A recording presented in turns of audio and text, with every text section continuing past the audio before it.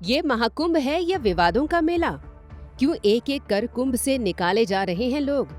क्यों ममता कुलकर्णी के कर्मों का कुंभ में हुआ हिसाब?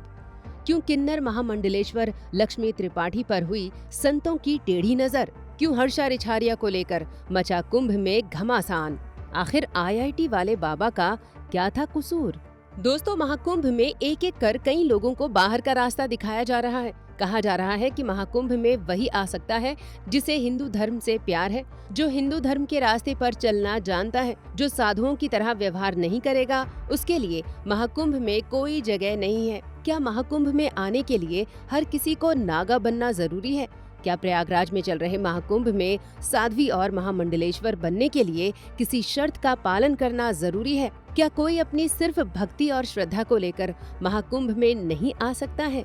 आज हम ये जानेंगे कि महाकुंभ में आने के लिए क्या करना जरूरी है। क्या कहते हैं हमारे शास्त्र?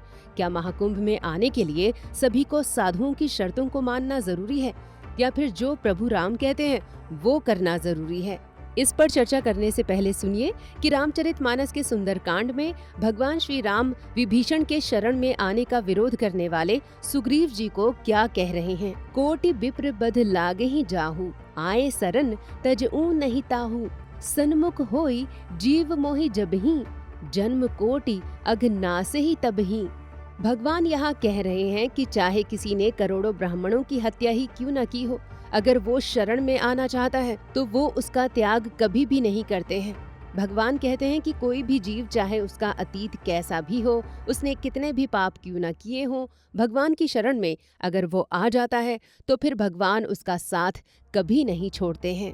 तो दोस्तों, अगर ममता कुलकर्णी का अतीत बुरा था और वो सनातन धर्म में आकर ईश्वर की भक्ति करना चाहती थीं, तो फिर उन्हें कुंभ में साधु संतों ने क्यों निकाल दिया? क्यों उनके महामंडलेश्वर बनने का मजाक खुद स्वामी रामदेव जी ने उड़ाया? क्यों उनके महामंडलेश्वर बनने और संन्यास लेने के फैसले का विरोध महाकुंभ के साधुओं ने किया? जब स्वयं श्री राम और महात्मा बुद्ध किसी भी पापी को अपनी शरण में लेने से संकोच नहीं करते थे, और श्री राम की शरण में राक्षस विभीषण, महात्मा बुद्ध की शरण में अंगुलीमाल डाकू और नगर वधु आम्रपाली आ सकती हैं, तो फिर ममता कुलकर्णी और हर्षा रिछारिया ने ऐसा क्या गुनाह कर दिया था कि महाकुंभ में राम भक्त संतों ने उन्हें महाकुंभ से बाहर का रास्ता दिखा दिया? जिस किन्नर का वेश धारण कर साक्षात भगवान शिव ने अर्जुन को पाशुपातास्त्र दिया था, जिस किन्नर शिखंडी को भगवान श्री कृष्ण ने शरण दी थी, उन्हीं किन्नर समाज की लक्ष्मी नारायण त्रिपाठी को महामंडलेश्वर के पद से बर्खास्त करने की मांग क्यों की जा रही है? यही नहीं दोस्तों, आईआईटी से पास हुए और करोड़ों की नौकरी छोड़कर संन्यास धारण करने वाले बाबा अभय सिंह को भी क्यों महाकुंभ से निकाल दिया गया? दोस्तों, सबसे पहले हम बात करते हैं ममता कुलकर्णी के साथ हुई घटना की। बीते 24 जनवरी को अचानक पूरी दुनिया ने ममता कुलकर्णी का एक बिल्कुल नया रूप देखा, जब वो बॉलीवुड की चकाचौंध को छोड़कर अचानक संसार छोड़ने वाली सन्यासी के रूप में नजर आईं। उन्होंने किन्नर अखाड़े की महामंडलेश्वर लक्ष्मी नारायण त्रिपाठी को अपना गुरु मानकर संन्यास धारण कर लिया।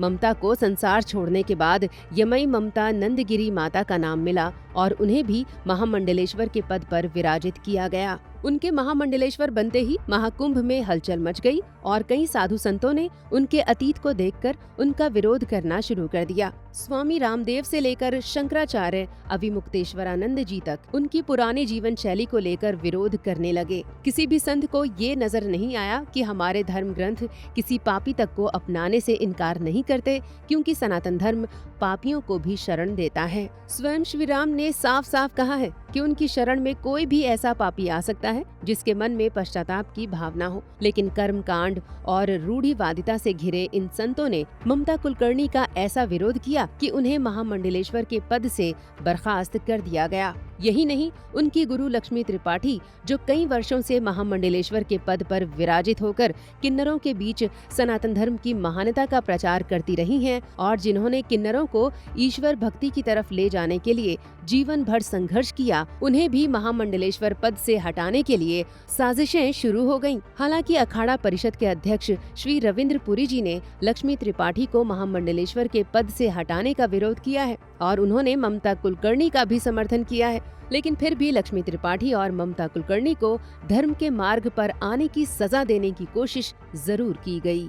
यही नहीं दोस्तों, महाकुंभ के शुरू होने के वक्त ग्लैमर वर्ल्ड से ताल्लुक रखने वाली हर्षा रेछारिया भी जब अचानक पूरी दुनिया में अपने भगवा वस्त्रों और सनातन को लेकर सम्मान रखने की वजह से चर्चित हुई, तो कई संतों की नजर उनके अतीत को लेकर भी टेढ़ी हो गई। आखिर में आलोचनाओं से तंग आकर हर्षा ने भी साध्वी का वेश छोड़ दिया और महाकुंभ से निकल गईं। दोस्तों, आईआईटी के पास आउट बाबा अभय सिंह भी आपको याद ही होंगे। लाखों रुपए की नौकरी छोड़कर जब अभय सिंह ने सनातन धर्म का मार्ग अपनाया तो कुंभ में उनके खिलाफ भी कई संत उतर गए। कहा गया कि अभय सिंह ने अपने गुरु का अपमान किया है, गुरु के खिलाफ अपशब्दों का इस्तेमाल किया है। उन्हें भी महाकुंभ से बाहर का रास्ता दिखा दिया गया। दोस्तों, द कर्मा तो यही कहना चाहता है कि अगर कोई सनातन धर्म में आना चाहता है और अपने जीवन को सुधारना चाहता है तो ये कार्य अचानक एक ही दिन में नहीं हो सकता, इसमें लंबा वक्त लगता है। इसलिए संतों से अनुरोध है कि इनकी छोटी मोटी गलतियों को नजरअंदाज कर उन्हें सनातन में शरण दें। उम्मीद है कि आपको हमारा ये वीडियो पसंद आया होगा। आपसे रिक्वेस्ट है कि आप हमारी इस वीडियो को लाइक जरूर करें और हमारे चैनल द कर्मा को सब्सक्राइब अवश्य कर लें।